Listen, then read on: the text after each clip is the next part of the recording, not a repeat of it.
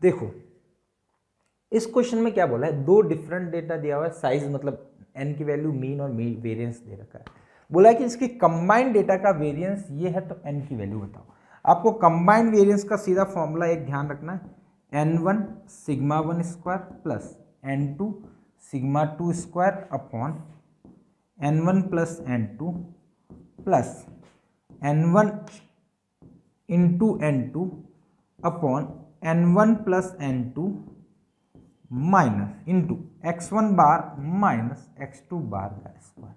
देखो नोटेशन समझा देता हूं, सिग्मा 1 स्क्वायर यानी पहले का वेरिएंस, तो ये सिग्मा 1 स्क्वायर हो गया।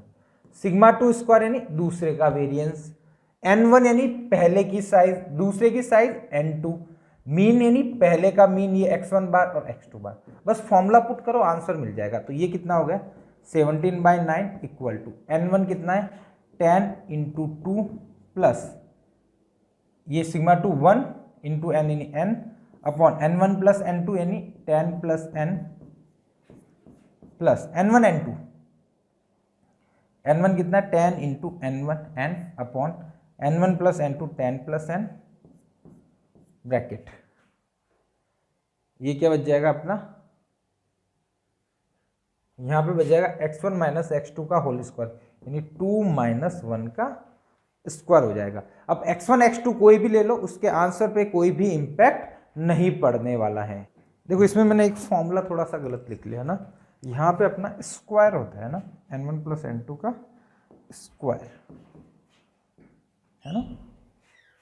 चलो अब देखो यहाँ पे बचा 17/9 equal to n plus 20 upon n plus 10 plus 10n upon n plus 10 का होल स्क्वायर। ठीक है, ये 1 बन जाएगा, कोई दिक्कत नहीं यहाँ पे, तो ठीक है। अब देखो इसको सिंप्लीफाई करता हूँ है ना, एलसीएम ले लेता हूँ सबका, तो n प्लस 10 का होल स्क्वायर इंटू 9 आपका एलसीएम आ जाएगा। पहले में बचेगा n प्लस 10 का स्क्वायर, तो n square plus 20n plus 100 into 17 equal to, यहाँ n प्लस 10 मल्टीप्लाई होगा और 9 भी मल्टीप्लाई होगा, तो 9 into n plus 10 into n plus ये, तो n square plus 30n plus 200।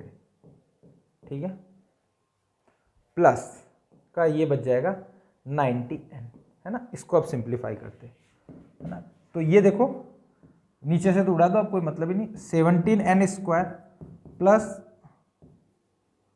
340n plus 1700 equal to 9n square plus 270n plus 1800 plus 90n।